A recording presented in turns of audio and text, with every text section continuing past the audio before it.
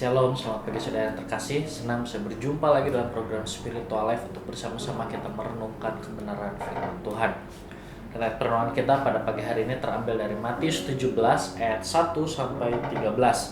Matius 17 ayat 1 sampai 13 saya akan bacakan bagi saudara semua. Yesus dimuliakan di atas gunung.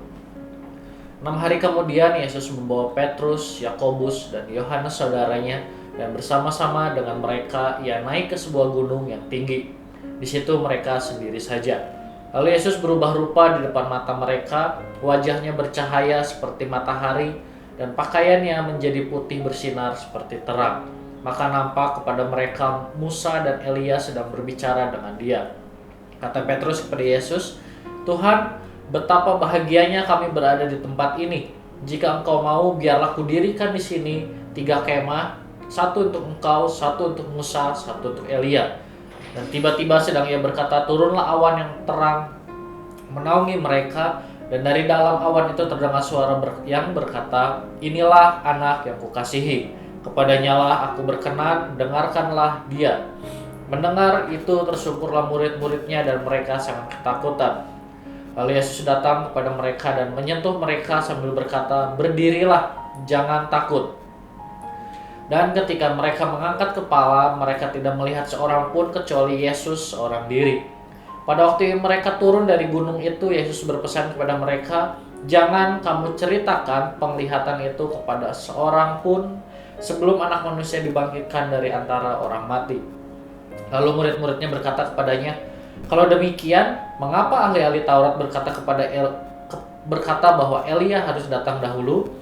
Jawab Yesus, "Memang Elia akan datang dan memulihkan segala sesuatu, dan aku berkata kepadamu, Elia sudah datang. Tetapi orang tidak mengenal dia dan memperlakukannya menurut kehendak mereka. Demikian juga Anak Manusia akan menderita oleh mereka." Pada waktu itu mengertilah murid-murid Yesus bahwa ia berbicara tentang Yohanes Pembaptis. Saudara, melihat perenungan kita hari ini, kita melihat bahwa Allah membawa ketiga muridnya pergi ke sebuah gunung yang tinggi dan mereka berdiam di sana. Di tempat tersebut, Yesus merubah rupa dan wajahnya bercahaya seperti matahari dan pakaiannya putih bersinar seperti terang. Kemudian setelah mereka kembali turun dari gunung tersebut, Yesus ingin agar mereka tidak menceritakan kepada siapapun apa yang telah mereka lihat di atas gunung tersebut. Dan saudara, gunung merupakan sebuah tempat yang jarang didatangi oleh kebanyakan orang. Oleh sebab itu, Yesus melakukan pembicaraan yang bersifat pribadi kepada 3 muridnya tersebut di sebuah gunung yang tinggi. Karena tidak mungkin ada orang yang akan datang ke tempat tersebut.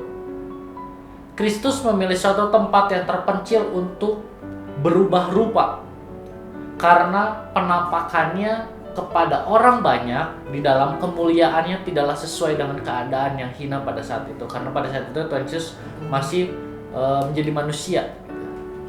Dengan demikian, dia ingin menunjukkan kerendahan hatinya dan mengajar kepada kita bahwa kesendirian sungguh sangat membantu persekutuan kita dengan Allah.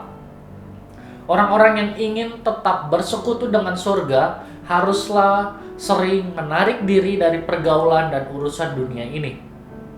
Dan mereka tidak akan pernah merasa kesepian saat mereka sendiri. Kenapa? Karena Bapa bersama dengan mereka. Saudara, marilah kita mengambil waktu sejenak untuk merenungkan kebenaran firman Tuhan yang baru saja kita dengar.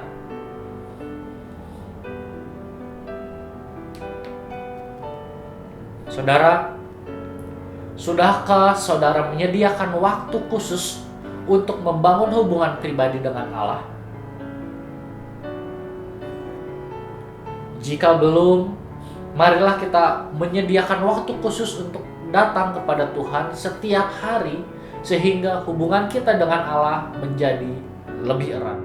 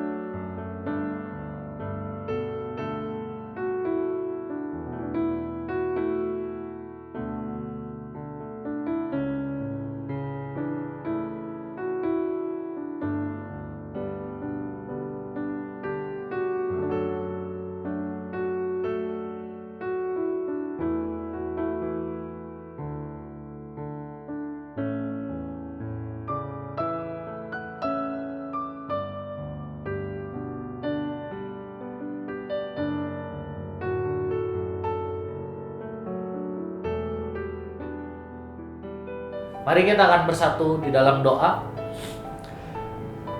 Bapak, kami bersyukur buat kebenaran firman Tuhan yang kami renungkan hari ini. Terima kasih Tuhan telah berbicara kepada setiap pribadi kami masing-masing untuk setiap kami memiliki waktu pribadi dengan Engkau Tuhan.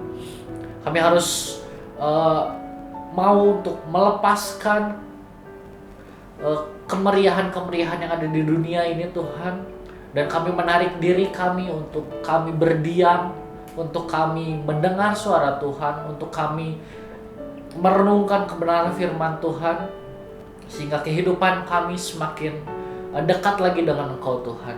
Bapak, bimbinglah kami untuk kami bisa memberikan waktu yang terbaik untuk Engkau Tuhan di dalam setiap harinya, sehingga kami memiliki hubungan yang intim dengan Engkau Tuhan, dan biarlah semua itu Tuhan membentuk kami menjadi pribadi yang takut akan Engkau.